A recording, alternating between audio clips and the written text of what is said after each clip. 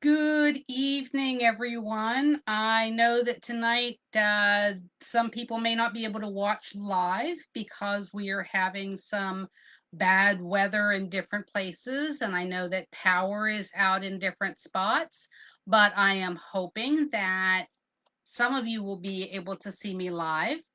At least I'm hoping. I don't know if anybody can see me. Facebook has, of course, once again changed the way that they do their format, and I'm having to learn a whole new way of doing story time.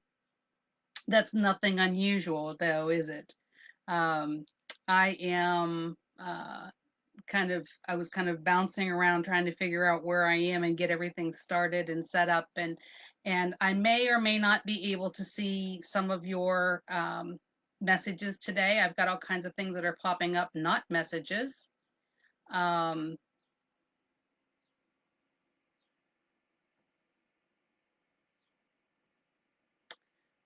so I have no idea what is going on at this point, whether you can see me, whether you can't see me, or whatever is going on.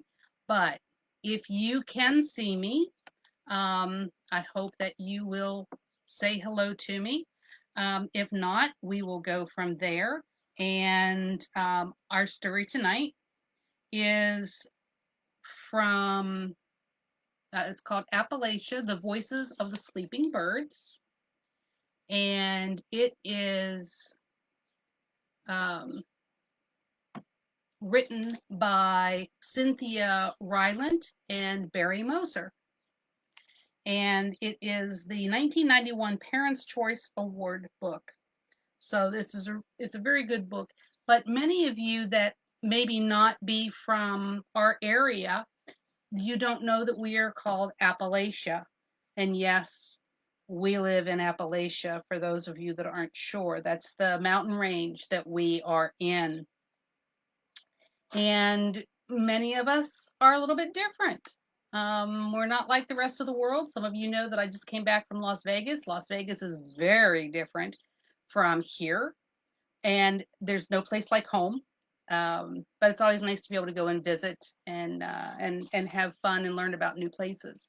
So this is about our place, our local um, area, not too far away. So let's go ahead and begin our story. In a certain part of the country called Appalachia, you will find dogs named Prince or King living in little towns with names like Coal City and Sally's Backbone. These dogs run free, being country dogs, and their legs are full of muscles from running rabbits up mountains and from following boys who push old bikes against the hilly roads they call hollows. These are mostly good dogs and can be trusted. The owners of these dogs who live in Appalachia have names like Mamie and Boyd and Oakley, and they probably have lived in Appalachia all of their lives.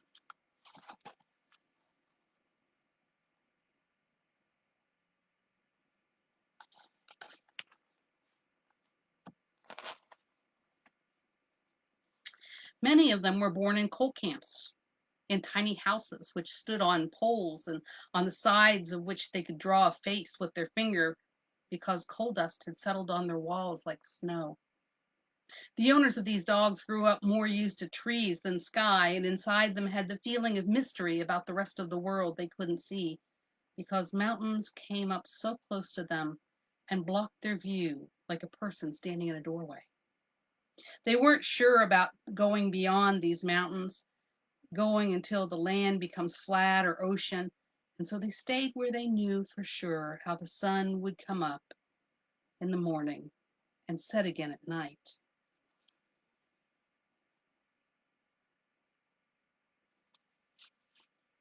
The owners of these good dogs were pretty hard. Many of them are coal miners because the mountains in Appalachia are full of coal, which people want. And if you're brave enough to travel 2 miles down into solid, dark earth to get it, somebody will pay you money for your trouble. The men and women who mine the coal probably had fathers and grandfathers who were miners before them.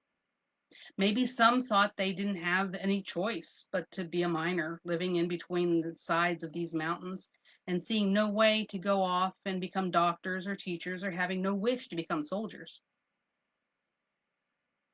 Those who do go off, who find a way to become doctors or teachers, nearly always come back to the part of Appalachia where they grew up. They're never good at explaining why. Some still say they had brothers and sisters still here and they miss them.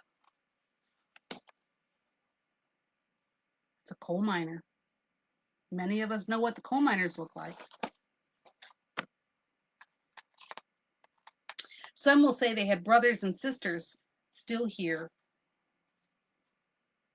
but most will shake their heads and have a look on their faces like the look you see on dogs who wander home after being lost for a couple of weeks and who search out that corner of the yard they knew they had to find again before they could get a good sleep. Those who live in Appalachia and don't understand it sometimes make a mistake of calling these people hillbillies. Isn't a good word for them. They probably would prefer Appalachians. Like everyone else, they're sensitive about words.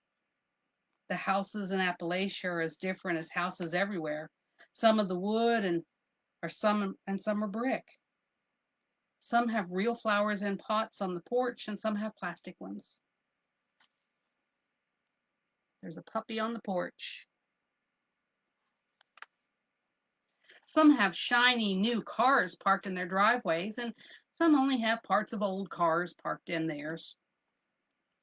Most have running water inside their house with sinks in their kitchens, washing machines in their basements, and pretty blue bathrooms. But a few still have no water pipes inside their houses, and they carry their water from an old well or a creek over the hill, and they wash themselves in metal tubs and build themselves wooden toilets in their backyards, which most of them call outhouses. Inside their homes, you will see photographs on the wall, mostly of their children or their families from long ago. And you will see pretty things they have made hanging on these walls, clocks carved from wood, sometimes in the shape of their state, or wreaths made from corn husks.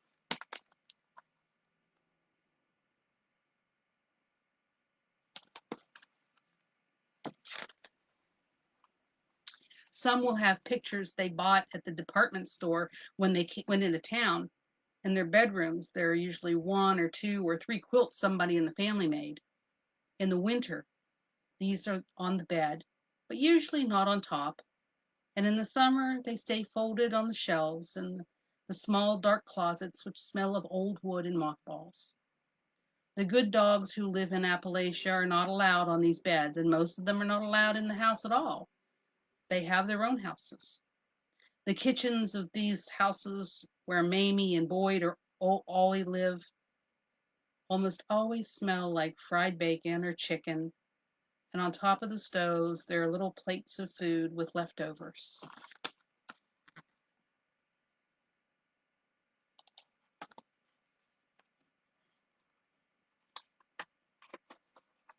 Those leftovers would be from breakfast or lunch or supper, and you can help yourself to a biscuit or maybe a piece of cornbread crumbled into a glass of buttermilk or some cold fried squash. What you don't eat, the good dogs outside will get, and they're happiest when it's the sausage gravy no one else could finish. Morning in these houses in Appalachia is quiet and full of light, and the mountains out the window look new, like God made them just that day. Night in these houses is thick. The mountains wear heavy shawls of fog, and giant moths flap at the porch lights while cars cut through the dark hollows like burrowing moles. If it is Sunday, nearly everyone will go to church. There's the top of the stove. Most of these Appalachians are Baptists, but many are Methodists and Presbyterians. Some are Catholics. If the church is a Baptist church in the country, you can count on people wearing their good clothes. Women in dresses, men in suits and ties, babies dressed like pictures. There'll be a lot of singing in that church and maybe some crying for joy. And after the service, we'll linger in the yard talking till the women say it's time to eat. And they will go home and sit around a table spread with potatoes and beans and meat and good hot coffee and sweet iced tea. And they will eat until they can eat no more, except for a piece of lemon pound cake they saved some room for.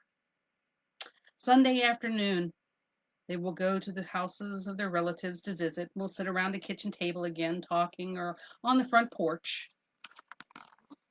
There's the ladies at church.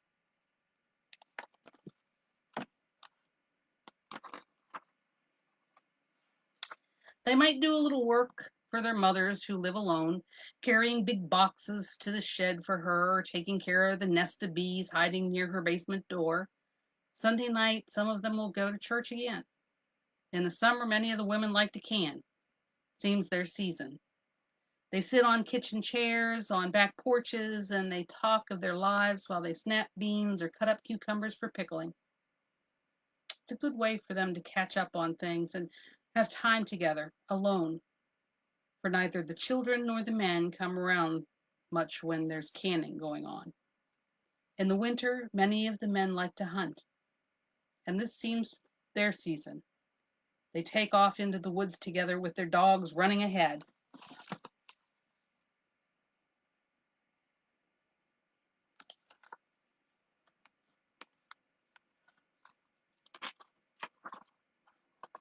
They hunt rabbits and sometimes deer, and they talk about things and feel happy and free. If they shoot something, they bring it back home and skin it and cut it up and put it in their freezer to cook and eat later. The children love all the seasons. They go down by the creek and into the woods or up dirt roads with their good dogs, and they feel more important than anything else in these Appalachian mountains. And probably they think often of God since they know the clouds and trees better than anyone. They've seen what God can do. In summer, if you walk the roads, you will smell honeysuckle and the odors of cows. And that gritty aroma dirt roads in the mountains send up your nose. And the dogs will have a different smell every day.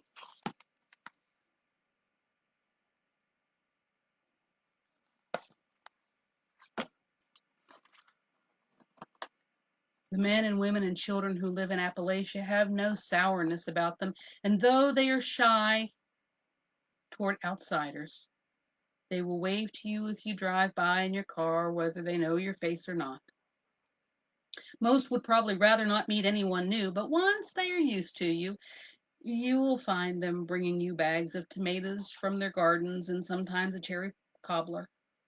Most of them are thinkers because these mountains inspire them, but they could never find the words to tell you of these thoughts they have. They talk to you of their corn and their cows instead, and they keep the thoughts to themselves. When they die, they will want the preacher at their church to say the words at the funeral, and they will want to be buried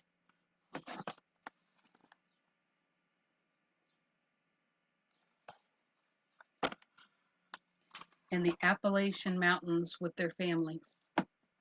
They will want someone to put flowers on their graves on Memorial Day. While they are living, they will look forward to spring so they can go to the Southern States store and buy packages of seeds to plant. And they will look forward to summer so they can work outside among the sunflowers, repairing their fences. And they will look forward to fall so they can rock on their porches and stare toward shimmering painted mountains. And they will look forward to winter so they can build their fires and watch the hollows fill up with snow, safe till the next year begins. Prince or king running the mountains like all good dogs in Appalachia.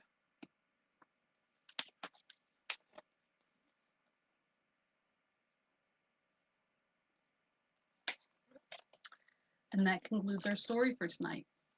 I hope you enjoyed it. That's another book that is from my friend Donna. And I'm hoping that this all goes well and you all will get to see it. I can never tell anymore. Like I said, Facebook has changed their way of doing things again. And so I am hopeful that this all worked out. I will see you Sunday. Church services at Powhatan will be at 9. Church services at Amity will be at 10:20, and that will also be our live feed on our Amity UMC Facebook page. So I hope to see you then. Good night.